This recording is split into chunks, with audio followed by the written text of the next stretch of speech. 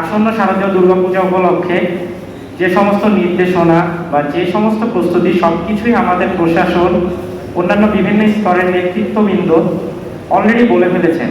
তো আমি যারা মাঠ পর্যায়ে যারা কাজ করবেন তাদের উদ্দেশ্যে কিছু কথা বলার জন্য এখানে উপস্থিত হয়েছি। প্রথমে, শারদীয় দুর্গাপূজা বাংলাদেশের একটি অন্যতম গুরুত্বপূর্ণ উৎসব। এখানে আসলে আমরা বলছি যে সুষ্ঠু, সুন্দর এবং শান্তিপূর্ণ পরিবেশে দুর্গাপূজার আয়োজন। ইনশাআল্লাহ সুষ্ঠু এবং সুন্দর এটা আমাদের যারা পূজা কমিটি আছেন তারা এটা প্রতিবারই আয়োজন করেন। নিজস্ব সাজগোজ, পূজা মণ্ডপের সাজগোজ, এই ক্ষেত্রে কোনো কমতি থাকে না। কিন্তু আমাদের প্রশাসন এবং আমাদের সেনাবাহিনীর যে বিষয়টা ফোকাস সেটা হচ্ছে শান্তিপূর্ণ। তো বিগত বছরগুলোতে মৌলভীবাজার জেলায়, অত্র শ্রীমঙ্গল, কমলগঞ্জ উপজেলায় আলহামদুলিল্লাহ বাংলাদেশের অন্যতম সুষ্ঠু, সুন্দর এবং শান্তিপূর্ণ পূজা উদযাপিত হয়েছে। তো সেই আলোকেই আমি আপনাদেরকে কয়েকটি নির্দেশনা প্রদান করতে চাই, যেগুলো আপনারা অবশ্যই অবশ্যই পালন করবেন। প্রথমত যে বিষয়টা আসে সেটা হচ্ছে আপনাদের প্রত্যেকটা পূজার নিরাপত্তার জন্য আমরা প্রশাসন থাকি, তবে এর পাশাপাশি আপনাদের যে স্বেচ্ছাসেবক দলটা থাকবে, এবার আমি প্রশাসনকে রিকোয়েস্ট করেছি যে স্বেচ্ছাসেবক দলের আইডি কার্ড এবং প্রত্যেকটা স্বেচ্ছাসেবকের নাম এবং নাম্বার সহ পূজা মণ্ডপ অনুযায়ী আমাদেরকে দেওয়ার জন্য, এবং আমরা এটা সংগ্রহ করব। কেননা যদি কোনো পর্যায়ে যদি কোনো পূজা মণ্ডপে কোনো প্রকারের ঘটনা ঘটে তার জন্য কিন্তু তাকে দায়িত্ব নিতে হবে। এটা আপনাদের পূজা, আপনাদের সেটুকু করতেই হবে। আমরা সবাই কি করতে পারবো? এটা কি মনে হয়? সবাই হাত জাগাবেন ইনশাআল্লাহ। দ্বিতীয়ত আরেকটা বিষয় উঠে এসেছে যে আমাদের চা বাগানগুলোতে বিভিন্ন রকমের পাট্টা থাকে, এটা খোলা থাকবে কি থাকবে না, এটা জেলা পরিষদ থেকে একটি নির্দেশনা আসবে। আপনারা সেই অনুযায়ী আশা করি সেটার প্রতি সম্মান রেখে অবশ্যই আপনাদের ধর্মীয় অনুভূতির দিকে লক্ষ্য রেখে একটি নির্দেশনা আসবে, সেটি পালন করবে। আমাদের জেলা পরিষদ থেকে ধর্ম মন্ত্রণালয়ের কিছু নির্দেশনা আছে, সেই নির্দেশনাগুলো প্রতিটি পূজা মণ্ডপ নিজ দায়িত্বে সংগ্রহ করে নেবেন। পরবর্তীতে যেন এমন না হয় যে আপনাদেরকে বলা হচ্ছে যে আপনাদের তো এটা করার কথা না, কিন্তু আপনারা যেন সেই ক্ষেত্রে এগিয়ে যেতে না পারেন যে আমরা তো এটা জানতাম না। ইনশাআল্লাহ আমাদের উপজেলা প্রশাসন এটা আপনাদের কাছে পৌঁছিয়ে দিবে। তারপরেও যদি কোনো কারণে আপনি না পেয়ে থাকেন, এটা আপনি নিজ দায়িত্বে এই নির্দেশনাগুলো সংগ্রহ করে নেবেন। আরেকটা বিষয় আমরা এড়িয়ে গেছি, সেটা হচ্ছে দুর্গাপূজার টাইমে সারা দেশের অনেক জায়গাতে কিন্তু অগ্নিকাণ্ডের ঘটনা ঘটে। তো সেই ক্ষেত্রে আপনাদের সচেতন থাকতে হবে যেন এ ধরনের কোনো ঘটনা না ঘটে, যেন আমরা আনন্দের আতিশায্যে যেন কোনো ধরনের অগ্নি সংযোগ না করে ফেলি, এটা মাথায় রাখতে হবে। আরেকটি বিষয় আপনারা মাথায় রাখবেন, আপনারা যখন একটা পূজা মণ্ডপ তৈরি করেন তখন আপনারা যে পিছনে যে কাভারটা দেন, দেখা যায় অনেক সময় কাপড়ের কাভার দেন, এটা যেন শুধু কাপড়ের কাভার না থাকে, পিছনে যেন একটা নিরাপত্তা থাকে।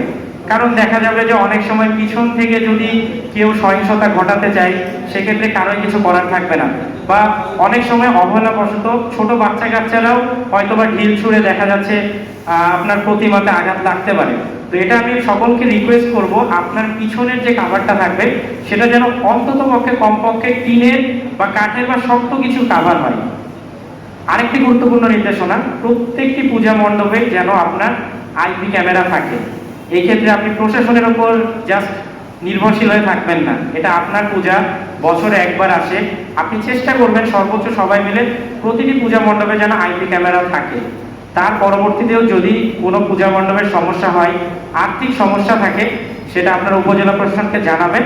আমাদের উপজেলা প্রশাসনের যতটুকু সহায়তা সম্ভব আমরা সেই অনুযায়ী প্রোভাইড করব। আর এত কিছুর পরে এগুলো ছিল যারা পূজা মণ্ডপ কমিটিতে থাকবেন বা যারা এর সাথে জড়িত থাকবেন তাদের জন্য নির্দেশনা। এর বাহিরেও আমাদের অন্যান্য যারা মুসলিম ভাই আছেন, আমাদের ইসলামিক ফাউন্ডেশন, আমাদের বিভিন্ন রাজনৈতিক দলের নেতৃবৃন্দ, তারা অলরেডি আপনাদের কিন্তু আশ্বস্ত করেছে যে ইনশাআল্লাহ তারাও আপনাদের সাথে থাকবে। তা আমি শুধু এই জিনিসটা বলতে চাই, সবাই আমরা প্রশাসন, সেনাবাহিনী সবাই সহযোগিতার মনোভাব নিয়ে আছি। তো সেই ক্ষেত্রে কোনো পূজা মণ্ডপে যদি কোনো সমস্যা ফেস করেন বা কোনো ধরনের প্রবলেম যদি মনে হয়, আপনারাও সহযোগিতার মনোভাব নিয়ে আগে প্রশাসনকে জানাবেন। এটা যেন গুজবে পরিণত না হয়। সোশ্যাল মিডিয়া একটা ভয়ঙ্কর অস্ত্র, আপনি চাইলে কিন্তু একটি ছবিকে নানানভাবে প্রজেক্ট করতে পারেন, হতে পারে না? গতবার এরকম হয়েছে যে আমাদের চা বাগানে আমরা অনেক সময় দেখেছি বিভিন্ন ছবিকে অনেক সময় পূজা করা হয়। দেখা গেছে আজ থেকে 5 বছর আগে একটা ছবি, ওইটাকে ম্যানিপুলেট করে একটা হয়তোবা মানে সহিংসতাকারী বা যারা আসলে দুষ্টু প্রকৃতি, তারা চাচ্ছে যেন সকলের বদনাম হয়, দেশে যে একটা শান্তিপূর্ণ পরিবেশ আছে এটা যেন নষ্ট হয়। এই বিষয়ে সবাই সচেতন থাকবেন। আমি আবারও বলতেছি, আপনাদের যদি কোনো কিছু প্রয়োজন হয়, কোনো কিছু জানানোর দরকার হয়, এখনো পূজার 10 দিন আছে, আমাদের জানাবেন। আমরা সর্বোচ্চ সহযোগিতা নিয়ে আপনাদের সমস্যার সমাধান করে দেব। কিন্তু কোনো প্রকার গুজব বা কোনো প্রকার আশেপাশে যা কথাবার্তা কানাঘষা কোনো কিছুতে কান দিবেন না। আর আমাদের সেনাবাহিনীর পক্ষ থেকে আমাদের শ্রীমঙ্গল ইতিমধ্যে আমরা ক্যাম্প করেছি, অলমোস্ট 2 মাস হয়ে গেল। আর আমরা ইনশাআল্লাহ সামনে পূজা চলাকালীন সময় কমলগঞ্জ আমাদের একটি স্টেজ ফরওয়ার্ড লোকেশন থাকবে। আমরা কমলগঞ্জ উপজেলাকে 3টি ভাগে ভাগ করেছি। কোনো পূজা মণ্ডপে আমাদের সার্ভেলেন্সের বাইরে থাকবে না। যদি কারো মনে, আপনারা এখানে আছেন, সবার কাছে এই বার্তাটা পৌঁছায় দিবেন, যদি কারো মনে বিন্দুমাত্র নাশকতা করার বা সহিংসতা বা গুজবের কোনো ধরনের নিয়ত থাকে, কোনো ধরনের ইন্টেনশন থাকে, প্রত্যেকটা পূজা মণ্ডপ অবশ্যই প্রথম স্তরে পুলিশ, র্যাব, আমাদের উপজেলা প্রশাসনের আন্ডারে থাকবে। এবং আমরা কমলগঞ্জে এখানে একটা আমাদের টেম্পোরারি অপারেশন বেস করব এবং আমরা 3টা ভাগে কমলগঞ্জকে ভাগ করে প্রত্যেকটা মণ্ডপকে আমরা আমাদের আয়ত্তাধীন রাখবো। তো আমি এটা সবাইকে বার্তা পৌঁছাই দিতে চাই যে কেউ যেন বিন্দুমাত্র এই বিষয়ে সহিংসতার যেন বিন্দুমাত্র কোনো নিয়াত না রাখে। আসন্ন শারদীয় দুর্গাপূজা উপলক্ষে যে সমস্ত নির্দেশনা বা যে সমস্ত প্রস্তুতি, সবকিছুই আমাদের প্রশাসন, অন্যান্য বিভিন্ন স্তরের নেতৃত্ববৃন্দ অলরেডি বলে ফেলেছেন। তো আমি যারা মাঠ পর্যায়ে যারা কাজ করবেন তাদের উদ্দেশ্যে কিছু কথা বলার জন্য এখানে উপস্থিত হয়েছি। প্রথমে, শারদীয় দুর্গাপূজা বাংলাদেশের একটি